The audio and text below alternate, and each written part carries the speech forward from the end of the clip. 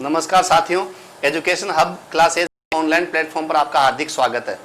साथियों, हम navy air force का जो 11th क्लास का फिजिक्स का सिलेबस है उससे संबंधित हम सरल रेखीय गति का जो चैप्टर है वो हम पढ़ रहे हैं।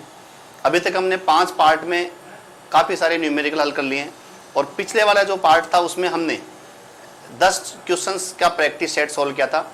अब हम आगे आज इस वाले जो लेक्चर में हम टोटल 10 क्वेश्चन और डिस्कस करेंगे और वो जो 10 क्वेश्चन है उनका लेवल इस प्रकार का है कि जैसे हमारा जो एयरफोर्स और नेवी का एग्जाम है जिस प्रकार के उसमें क्वेश्चंस आते हैं।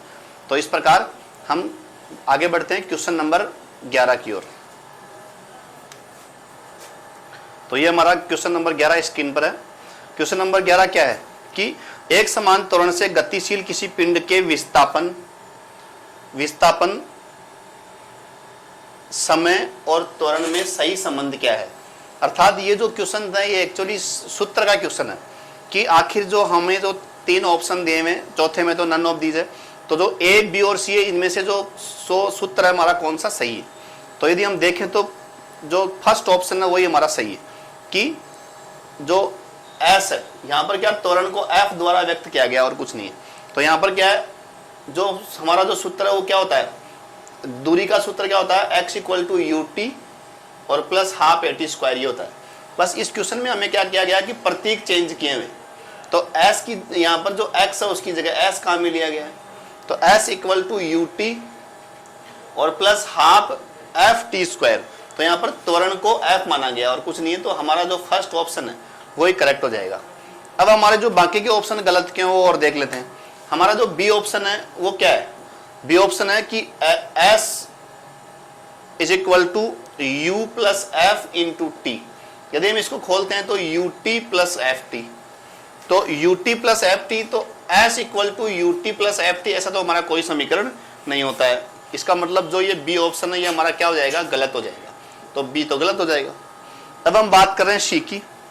सी ऑप्शन क्या हमारा कि s equal to v square minus two f s, तो ये भी हमारा कोई समीकरण नहीं होता है। तो इस प्रकार से हमारा जो सी ऑप्शन है वो भी गलत हो जाएगा और डी तो नन ऑफ दीज है। तो इसका मतलब हमारा जो आंसर है वो क्या हो जाएगा, ए आ जाएगा। बस इसमें ये ध्यान रखना कि कंफ्यूजन उत्पन्न करने के लिए इसके जो प्रतीक है वो थोड़े से चेंज कर दिए गए हैं।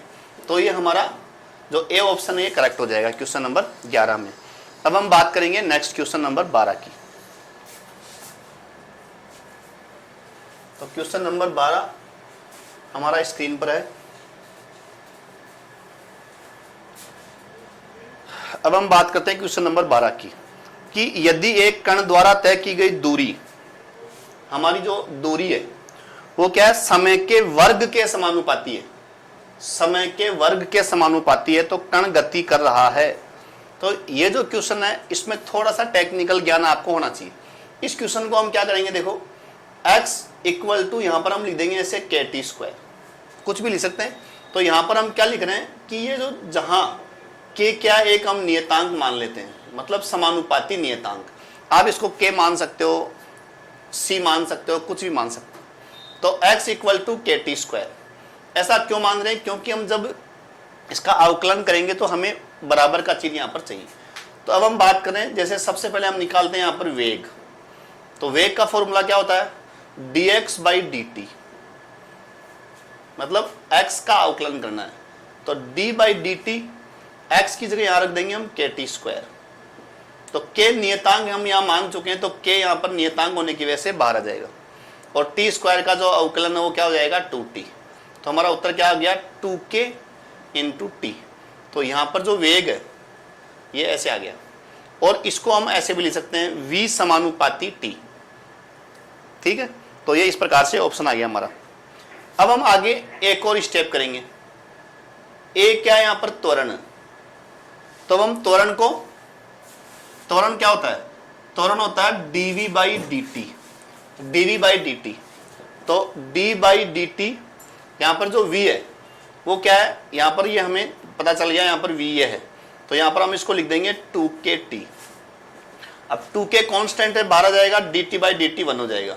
इसका मतलब a क्या हो गया हमारा, 2k। अब हम यहाँ पर क्या जान रहे हैं कि यहाँ पर जो k क्या है, नियतांक है, इसका मतलब a भी नियत हो जाएगा। तो यहाँ पर a क्या हो जाएगा, नियत। और यहाँ पर ये जो क्या है ये जो वेग है ये समय पर निर्भर कर रहा है, तो यहां पर हम इसको क्या लिखेंगे, हम इसको ऐसे भी लिख सकते हैं कि ये क्या है, परिवर्ती वेग है, परिवर्ती वेग या असमान वेग। अब हम ये हल करने के बाद हमारे ऑप्शंस पे नजर डालते हैं। पहला ऑप्शन क्या है, एक समान त्वरण। तो यदि हम यहां से बात करें तो ये एक समान त्वरण आ गया, नियत का मतलब एक समान, तो इसका मतलब हमारा जो आंसर है वो क्या हो जाएगा, ए ही हो जाएगा। फिर भी हमारा ए आंसर हो गया, फिर भी हम दूसरे ऑप्शंस को समझते हैं। फिर बी ऑप्शन क्या है, एक समान वेग। तो यहाँ पर वेग एक समान नहीं है, क्योंकि जैसे जैसे हम टाइम को बढ़ाएंगे वेग बढ़ता जाएगा। तो हमने इसको अभी बताया था मैंने आपको थोड़ी देर पहले कि ये समानुपाती है वेग टाइम के, अर्थात जैसे जैसे टाइम बढ़ेगा वेग भी बढ़ता जाएगा, अर्थात परिवर्ती वेग। तो ये हमारा एक समान वेग जो ऑप्शन है गलत है, तो बी ऑप्शन वो क्या हमारा गलत ऑप्शन हो गया। अब हम बात कर रहे हैं सी ऑप्शन की। सी ऑप्शन क्या है, बढ़ते हुए त्वरण से। तो त्वरण नहीं बढ़ेगा, न तो बढ़ेगा न घटेगा, क्योंकि नियत त्वरण है। तो हमारा जो सी ऑप्शन है ये भी क्या हो जाएगा, गलत हो जाएगा। तो सी ऑप्शन हमारा गलत है। अब हम बात करें डी ऑप्शन, घटते हुए वेग से। तो वेग यहाँ पर घट नहीं रहा है, क्योंकि यहाँ पर जो समानुपाती है ये, और माइनस का चिन्ह इस फॉर्मूले में है नहीं। तो इसका मतलब हमारे जो ऑप्शन है, हमारा जो ऑप्शन बी, सी और डी, ये तीनों ऑप्शन ही गलत है। इसका मतलब हमारा जो करेक्ट आंसर वो क्या है, ए है, एक समान त्वरण। लेकिन ये हमें सोल्व करने के बाद पता चलेगा कि ऑप्शन कौन सा सही है। तो हमारा क्वेश्चन नंबर 12 कंप्लीट हो चुका है। अब हम बात करते हैं क्वेश्चन नंबर 13 की। तो क्वेश्चन नंबर 13 हमारे स्क्रीन के ऊपर है, और इसका आप टाइम पर स्क्रीनशॉट ले लो, और आप वीडियो को पॉज करके आप अपने नोट्स बना सकते हैं, ताकि बाद में आपको काम आएंगे। अब हम बात करते हैं क्वेश्चन नंबर 13 की। क्वेश्चन नंबर 13 क्या, किसी कण का त्वरण परिवर्तित होता है यदि। यहां पर देखो एक चीज आपको ध्यान रखनी है कि त्वरण क्या चीज है। पहले तो त्वरण क्या है, एक सदिश राशि है, यह आपको पता होना चाहिए, सदिश राशि। और त्वरण का जो मान है वो क्या होता है, तीन प्रकार से हो सकता है, कि माइनस हो सकता है, प्लस हो सकता है, जीरो हो सकता है। दोनों चीज आपको पता होनी चाहिए कि त्वरण एक सदिश राशि है, मतलब इसकी दिशा भी होता है और परिमाण भी होता है, और त्वरण के तीन मान भी होते हैं, माइनस, प्लस और जीरो। ये चीज आपको पता होनी चाहिए। मैं आपको पिछले वाले लेक्चर्स जो भी हुए हमारे इस चैप्टर के, उसमें मैं आपको अच्छी तरह डिस्कस कर लिए हमने। अब इसमें बात क्वेश्चन क्या है कि किसी कण का त्वरण परिवर्तित होता है, मतलब त्वरण कब परिवर्तित होता है। तो मैंने आपको यहाँ पर साफ साफ बता रखा है कि सदिश राशि का क्या मतलब होता है, कि इस भौतिक राशि की दिशा भी होगी और इस भौतिक राशि का क्या होगा, परिमाण भी होगा। तो ये दोनों चीजें होगी। तो कोई भी सदिश राशि हो, उस सदिश राशि का यदि दिशा बदलती है तो भी वो राशि बदल जाती है, यदि उसका परिमाण बदलता है तो भी वो राशि बदल जाती है, और या ये दिशा और परिमाण दोनों बदलते हैं तो भी वह भौतिक राशि बदल जाती है, अर्थात परिवर्तित हो जाती है। तो ये चीज आपको पता होना चाहिए। और ये जो मैंने बताया ये केवल त्वरण के लिए वैलिड नहीं है, ये कोई भी सदिश राशि के लिए है। तो हमारा ऑप्शन क्या है, वन बाय वन हम पढ़ते हैं। देखो question number, option number A. Option number A क्या है, वेग की दिशा बदलती है। तो जब वेग की दिशा बदलेगी, तो इसका जो वेग की जब दिशा बदलती है तो भी इसके अंदर त्वरण परिवर्तित होता है। उसके बाद में वेग का परिमाण बदलता है, तो वेग का परिमाण बदलेगा तब भी होता है, और दोनों बदलते हैं। इसका मतलब हमारा जो ऑप्शन है वो क्या है, सी करेक्ट आंसर है। तो सी होगा तब हो जाएगा, ठीक है। तो इस प्रकार से हमारा काम हो जाएगा। तो ये क्या बदलते हैं, दोनों चीजें ऐसे। तो यहां पर ये जो त्वरण है सदिश होने की वजह से हमारा ऑप्शन क्या आएगा, सी, कि यदि उसकी दिशा, वेग की दिशा बदलेगी तो भी त्वरण उत्पन्न हो जाएगा, वेग की परिमाण बदलेगा तब भी त्वरण उत्पन्न हो जाएगा। और इसके दोनों के अलग अलग उदाहरण होते हैं। जैसे वेग की दिशा बदलती है, अर्थात जब हम वर्ताकार पथ की बात करते हैं तो वेग की दिशा बदलती है, हर क्षण पर उसकी जो दिशा है वो तात्क्षणिक होती है और स्पर्श रेखीय होती है, मतलब स्पर्श रेखीय दिशा होती है। तो इस प्रकार उसमें अंदर त्वरण होता है और उसको बोलते हैं हम अभिकेंद्रीय त्वरण। बी ऑप्शन क्या है, वेग का परिमाण बदलता है। तो जब कोई वाहन सरल रेखा के अंदर गति करता है तो उसका वेग या तो बढ़े और या घटे, तो दोनों स्थितियों में त्वरण उत्पन्न हो जाता है। तो इस प्रकार से ये दो, ए ऑप्शन और बी ऑप्शन, दो अलग अलग चैप्टर्स का इसमें ऑप्शन है। तो इसका मतलब हमारा क्वेश्चन क्या था कि किसी कण का त्वरण परिवर्तित होता है, अर्थात उसका वेग की दिशा बदले तब भी परिवर्तित होता है और वेग का परिमाण बदले तब भी हो सकता है, अर्थात दोनों बदलेंगे तब ये इसका उत्तर करेक्ट हो जाएगा। तो हमारा सी आंसर इसका करेक्ट हो जाएगा। तो अब हम बात करते हैं नेक्स्ट क्वेश्चन की। Question number 14।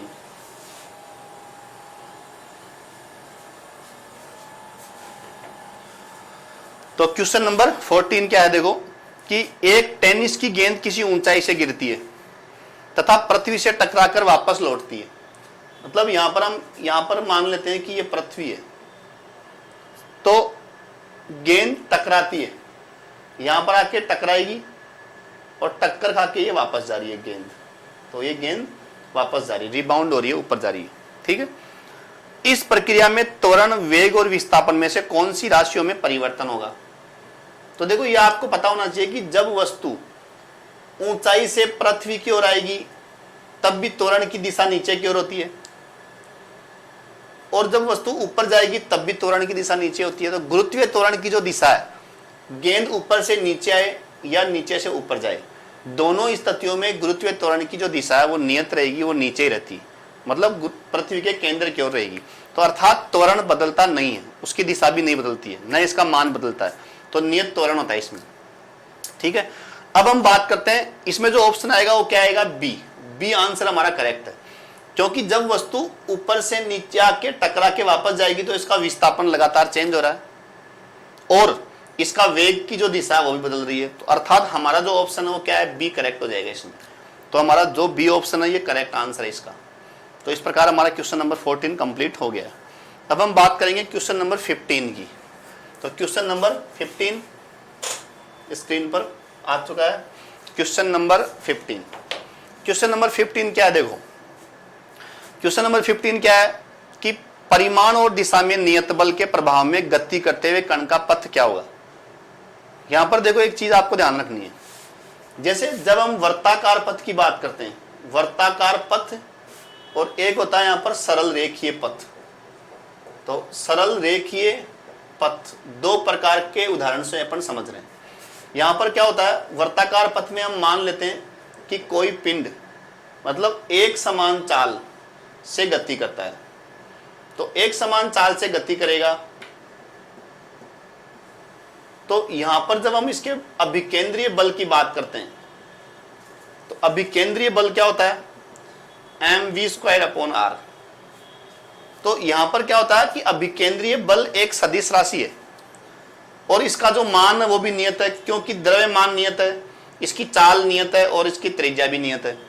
तो वर्ताकार पथ में यदि एक समान चाल से कोई पिंड गति करता है तो उस स्थिति में जो अभिकेंद्रीय बल है उसका जो परिमाण है वो नियत रहता है, लेकिन उसकी दिशा हमेशा केंद्र की ओर होती है, इसलिए इसको बोलते हैं अभिकेंद्रीय त्वरण, सॉरी अभिकेंद्रीय बल। तो अभिकेंद्रीय जो बल है उसकी दिशा तो लगातार केंद्र की ओर आ रही है, लेकिन परिमाण इसका नियत है। अर्थात ये जो बल है ये परिवर्ती कहलाएगा, क्योंकि इसकी जो दिशा है वो लगातार केंद्र की ओर है। तो इसलिए हम कह सकते हैं कि भाई वर्ताकार पथ में अभिकेंद्रीय बल का परिमाण तो नियत है, लेकिन उसकी जो दिशा है वो लगातार केंद्र की ओर होती है, अर्थात दिशा बदलती है, अर्थात ये बल नियत नहीं है। ये मतलब इसमें दिशा का कंसेप्ट है, इसलिए हम इसको नियत नहीं बोलेंगे। अब हम बात कर रहे हैं, यहां पर क्वेश्चन क्या है कि परिमाण और दिशा में नियत है, अर्थात ये ऑप्शन तो हमारा कैंसिल हो गया। अब हम बात कर रहे हैं यहां पर कि परिमाण और दिशा में नियत है, तो यहां पर सरल रेखा में ऐसा हो सकता है, यदि सरल रेखीय पथ में कोई वाहन है, अब उसमें बल का मान नियत है, मतलब उसकी दिशा भी नियत है, उसका परिमाण भी नियत है, अर्थात बल नियत है। तो यदि सरल रेखा में ये ऐसा हो सकता है कि वो जो बल है उसकी जो बल की जो दिशा है वो भी नियत है, मतलब उसी दिशा में है, और उसका जो परिमाण है वो भी क्या है, नियत है। तो दोनों ही दिशा और परिमाण दोनों नियत है, मतलब एक की दिशा में है और परिमाण नियत है, अर्थात ये जो बल है, ये जो भौतिक राशि है क्या कहलाएगी, नियत। तो हमारा जो उत्तर क्या आएगा इसमें कि सरल रेखीय गति उत्तर आएगा इसमें। तो इस प्रकार से हमारा जो ऑप्शन है, ऑप्शन नंबर 1 करेक्ट हो जाएगा। तो हमारा ऑप्शन 1 करेक्ट हो जाएगा इसमें क्वेश्चन नंबर 15 में। अब हम बात करेंगे क्वेश्चन नंबर 16 नंबर क्वेश्चन की हम बात करेंगे।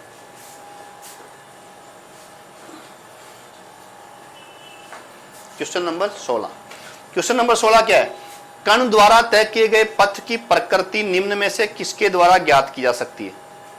कण द्वारा तय किए गए पथ की प्रकृति, अभी मैंने क्या बोला था आपको कि ये जो क्वेश्चन है ये एक चैप्टर का क्वेश्चन नहीं है, इसमें क्या है चिंतन करने की आवश्यकता है इस क्वेश्चन में। इसका जो ऑप्शन आएगा वो हमारा क्या आएगा, डी। डी ऑप्शन क्यों आएगा कि कोई भी गतिमान वाहन का जो पथ है उसकी जो प्रकृति, अर्थात पथ सरल रेखीय होगा या वर्ताकार होगा या परवलयकार होगा या दीर्घवृत्ताकार होगा, तो ये सब डिपेंड करेगा कि उसका जो वेग है और उसका त्वरण, उन दोनों की दिशाएं क्या है।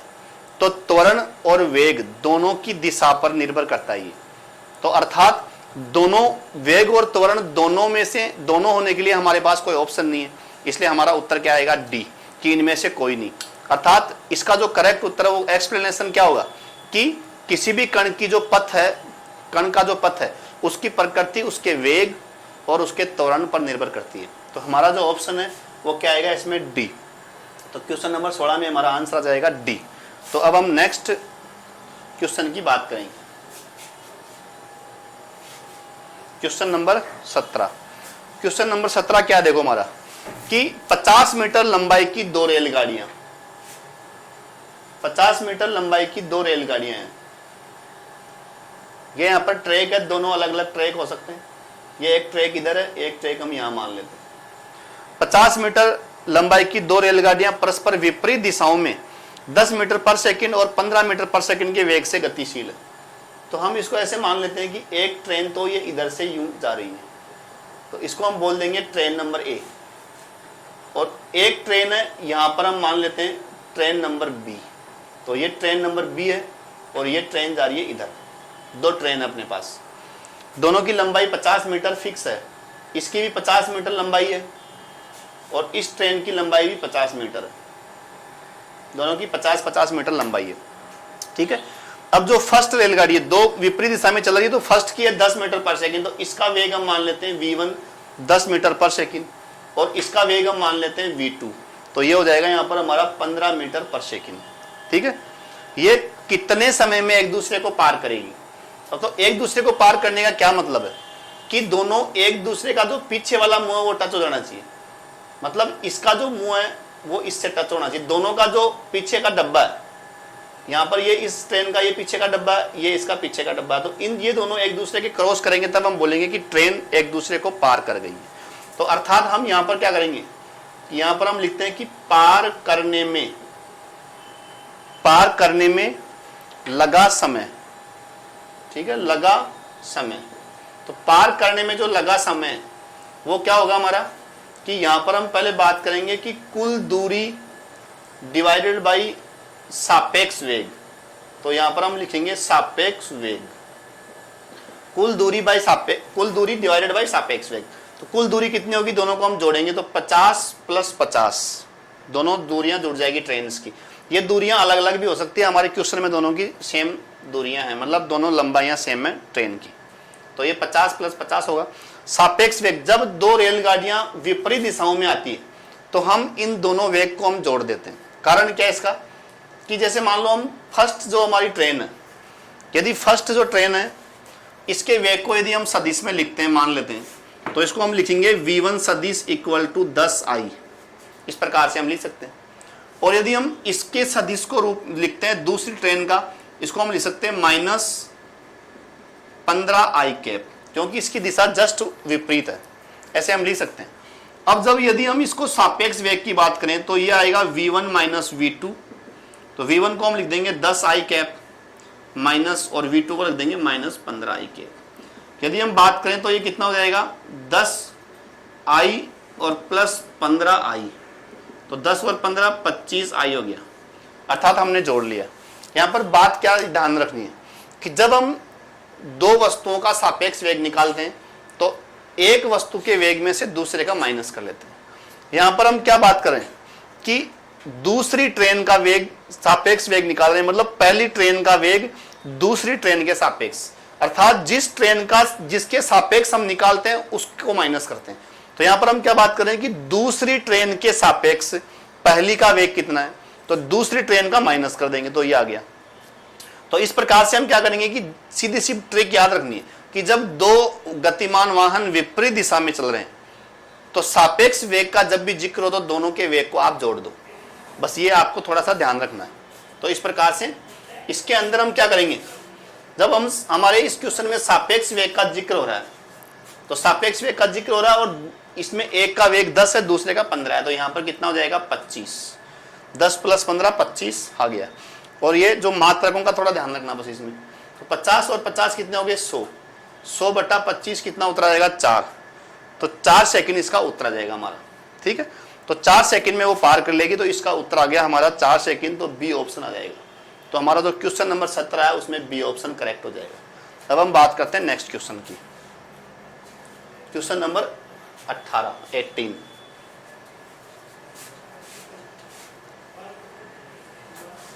Question number 18।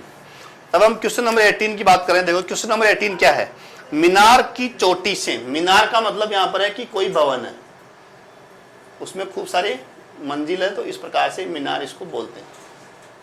ठीक है, जैसे कुतुब मीनार है उसके खूब सारे पार्ट्स है, तो उसलिए वैसे ही है ये, तो कुतुब मीनार की तरह है ये। तो अब ये यहाँ पर क्या है, एक मीनार है, एक भवन है, तो इसकी चोटी से, चोटी का मतलब ये छत होगी इसकी, तो इसको हम चोटी बोलते हैं। जैसे पहाड़ों की चोटी होती है वैसे भवन की चोटी बोलते हैं, तो चोटी है, या इसको छत बोल सकते हो आप, यहाँ पर ऊपर वाली छत। एक पत्थर पृथ्वी पर गिराया गया है जो जमीन पर तक पहुंचने में 4 सेकंड का समय लेता है। मतलब यहां से ये पत्थर, ये h इसकी ऊंचाई है, तो ये यहाँ पर आते आते इसका जो कुल समय है वो 4 सेकंड का है, तो 4 सेकंड ये समय ले रहा है। तो मीनार की ऊंचाई कितनी होगी? क्वेश्चन बिल्कुल स्पष्ट है, x = ut और +½ at²। इसमें देखो क्या हो रहा है कि जब किसी ऊंचाई से स्वतंत्रता पूर्वक हम गिराते हैं तो इसका प्रारंभिक चाल हम 0 लेते हैं, अर्थात हम कोई बल नहीं लगा रहे हैं, हम उस वस्तु को कोई वेग नहीं दे रहे हैं, ये गुरुत्वाकर्षण के कारण अपने आप ही वस्तु आ रही है, अर्थात गुरुत्वाकर्षण के कारण नीचे आ रही है, तो इसका प्रारंभिक वेग हम 0 मान लेंगे, ये आपको याद रखना। तो अब हम यहाँ पर u 0 मान लेंगे, तो ये तो 0 हो गया। अब ये ऊपर से नीचे आ रही, तो हम इसको गुरुत्वीय त्वरण मानेंगे एक को, तो यहाँ पर एक को हम g मान लेते हैं, तो ये g हो गया और ये t²। इस x को हम यहाँ पर प्रतीक चिन्ह चेंज कर देंगे, तो ये h आ जाएगा। मतलब मीनार की पूरी ऊंचाई आ चुकी है, इसलिए कैपिटल H आ जाएगा x की जगह। तो हमारा सूत्र क्या बन गया, h = 1/2 gt²। अब हम यहाँ पर क्या करेंगे, h का पूछा, इसके अंदर क्या है 4 सेकंड में तो समय लेती है, तो मीनार की ऊंचाई ज्ञात करनी, तो ये आपको पूछा है मीनार की ऊंचाई। 1/2 g आप 10 मान लेते हैं, क्वेश्चन में नहीं दिया हुआ रहे तो आप 10 मान सकते हैं, तो 10 हो गया। इंटू टाइम कितना है 4, 10 में 2 का भाग देंगे कितना आएगा 5, इंटू 4 चौक 16, 16 पंजे 80, तो 80 मीटर ऊंची ये बिल्डिंग है। इसका मतलब मीनार की ऊंचाई कितनी है 80 मीटर, अर्थात इसका जो ऑप्शन आ गया ए। तो हमारा क्वेश्चन नंबर जो 18 है उसमें हमारा ए ऑप्शन करेक्ट हो जाएगा। तो ये हमारा क्वेश्चन 18 हो चुका है। अब हम बात करेंगे क्वेश्चन नंबर 19 की, क्वेश्चन नंबर 19। तो क्वेश्चन नंबर 19 आ चुका है हमारी स्क्रीन पे। अब हम बात करें 19 नंबर क्वेश्चन की। क्वेश्चन नंबर 19 क्या है, एक समान त्वरण ऐसे, ये यहां पर क्या है पृथ्वी है, ये यहां पर पृथ्वी है, तो एक समान त्वरण ऐसे ऊर्ध्वाधर ऊपर की ओर हम कोई वस्तु को फेंक रहे हैं ऊपर की ओर, तो प्रभावी त्वरण क्या होगा? इसमें देखो क्या हो रहा है कि एक तो गुरुत्वीय त्वरण की जो दिशा होती है, भाई वस्तु जब ऊपर जाती है तो क्या होता है मंदन, अर्थात इसकी जो दिशा है वो क्या हो रही है नीचे, मतलब इसको बोलेंगे हम मंदन। और इसकी दिशा तो गुरुत्वीय त्वरण के भी हमारे एक क्वेश्चन में भी डिस्कस हुआ था कि गुरुत्वीय त्वरण की दिशा चाहे वस्तु ऊपर जाए चाहे नीचे आए हमेशा नीचे की ओर ही होती है, तो इसकी जो दिशा है वो नीचे की ओर है। और हमारा जो ये हमने जो बल लगाकर वस्तु को ऊपर फेंका है तो हमारे त्वरण की दिशा ऊपर है, तब हमारी वस्तु ऊपर जा रही है, इसका मतलब डेफिनेटली ये त्वरण ज्यादा है। तो अब हम क्या बोलेंगे यहाँ पर कि जो इसका जो प्रभावी मतलब इफेक्टिव प्रभावी जो त्वरण है वो हो जाएगा, हम a' मान लेंगे इसको, तो क्या हो जाएगा ये a-g। तो a-g के हिसाब से हमारा जो ऑप्शन है ये सी आंसर आ जाएगा। यहाँ पर ध्यान देने वाली क्या बात है कि गुरुत्वीय त्वरण हमेशा नीचे की ओर होता है, वस्तु ऊपर जा रही है इसलिए इसको हमने माइनस किया है, और ऊपर जाते समय इसको अपन मंदन भी बोलते हैं इसलिए माइनस हो गया, और ये ए त्वरण हमने जो बल लगाया उसके कारण है इसलिए ए में से जी माइनस हो जाएगा, तो a - g इसका प्रभावित त्वरण हो जाएगा। तो हमारा ऑप्शन क्या आ जाएगा इसमें सी। तो क्वेश्चन नंबर जो 19 है ये भी हमारा पूरा हो चुका है। अब हम बात करेंगे क्वेश्चन नंबर 20 जो कि हमारा लास्ट क्वेश्चन है।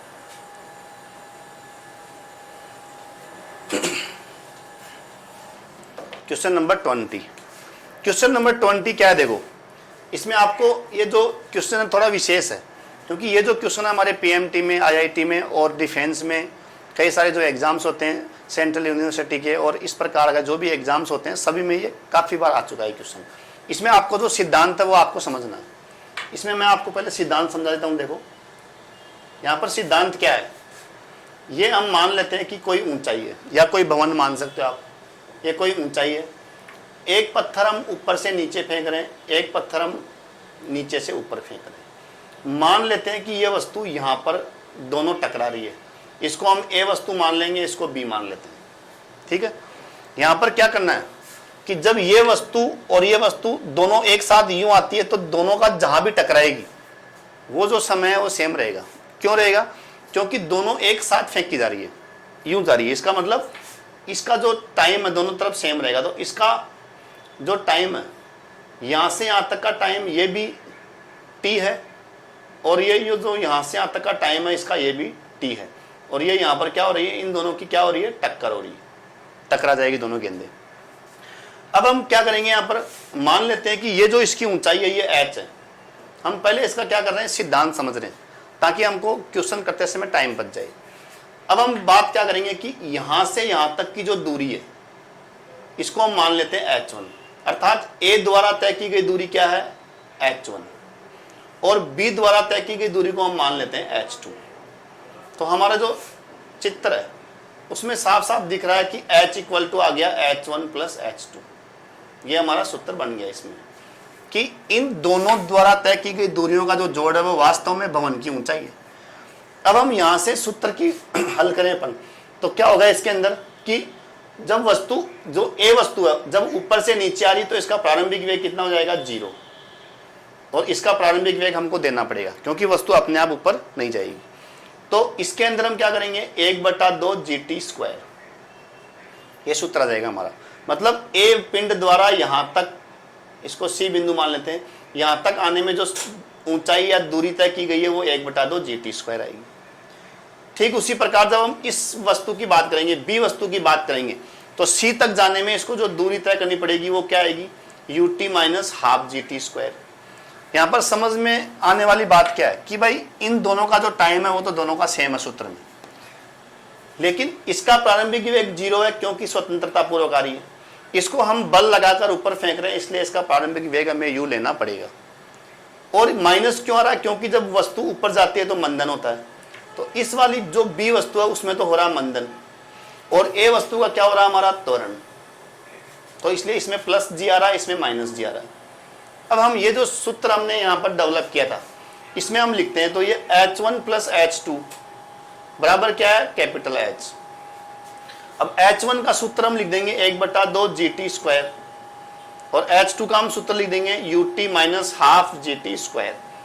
जब हम इसको सोल्व कर रहे हैं तो ये पद कैंसिल हो जाएंगे तो ये UT और H आ जाएगा। तो ये हमें क्या करना है, ये सिद्धांत आपके समझ में आ गया, लेकिन आपके जो काम की चीज है वो क्या है कि भवन की ऊंचाई बराबर UT है, जहां पर U क्या है, जो नीचे से वस्तु फेंकी गई है उसकी प्रारंभिक चाल है, और T इसके द्वारा लिया गया समय हो सकता है या उसके द्वारा, दोनों का समय सेम होगा। तो ये सूत्र आपको पता होना चाहिए।